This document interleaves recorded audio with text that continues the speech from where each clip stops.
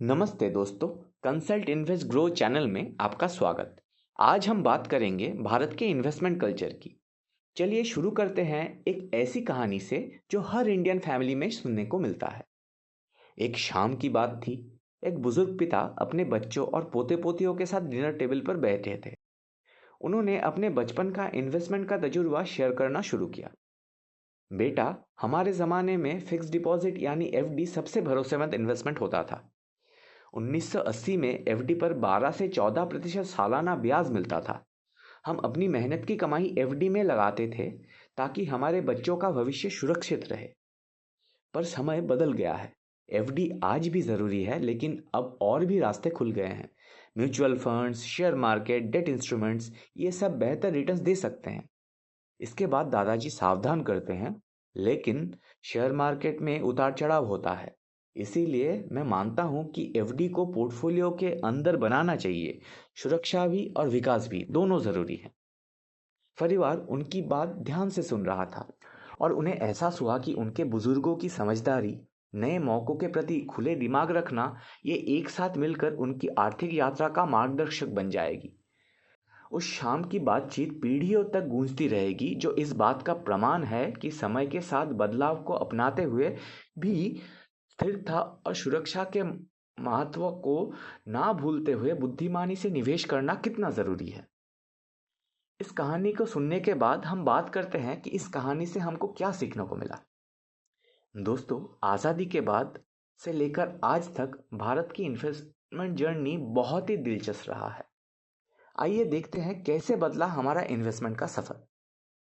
1947 से 1991 तक सरकार ने नेशनल सेविंग्स ऑर्गेनाइजेशन की स्थापना की। फिक्स्ड डिपॉजिट और पोस्ट ऑफिस स्कीम्स लोकप्रिय थे।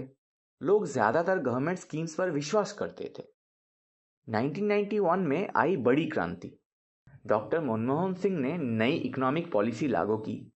एलपीजी यानी लिबरलाइजेशन, प्राइवेटाइजेशन और ग्लोबलाइजेशन की शुरुआत हुई।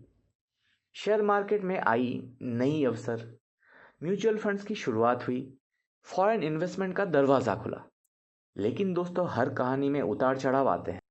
1992 में हर्षद मेहता स्कैम, फिर 2001 में खेतन पारेख स्कैम और 2009 में सत्यम स्कैम ने लोगों का भरोसा हिला दिया। इसीलिए हमारे पेरेंट्स और दादाजी दादीजी शेयर मार्केट से डरते हैं। आज का सिनारियो कुछ अलग है। एफडी पर मिलने वाला ब्याज सिर्फ 5 से 6% है। महंगाई 6% से ज़्यादा है, यानी एफडी में पैसे लगाने से रियल वैल्यू कम हो रहा है।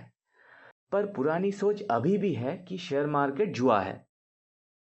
2016 में नोटबंदी के बाद डिजिटल पेमेंट्स बढ़े, ऑनलाइन इन्वेस्टमेंट प्लेटफॉर्म्स आए, यंग जनरेशन ने म्यूचुअल फंड्स और शेयर में इंटरेस्ट दिखाया, मोबाइल ऐप्स ने इन्वेस्टमेंट आसान किया।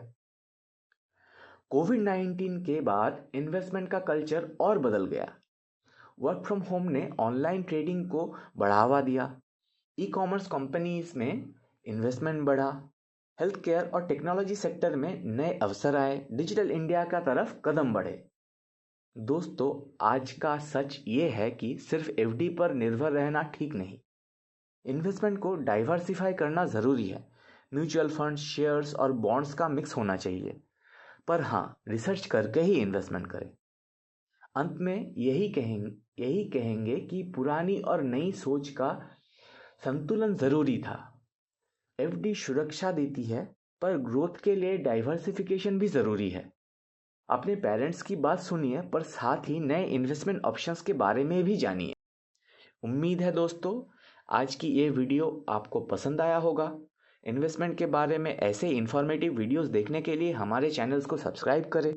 अगर आप ये इन्फॉर्मेशन आर्टिकल के रूप में पढ़ना चाहते हो तो डिस्क्रिप्शन में दिए हुए लिंक को क्लिक करें। कंसल्ट इन्वेस्ट ग्रो वेबसाइट को बुकमार्क करें। धन्यवाद और best of luck for your investment journey.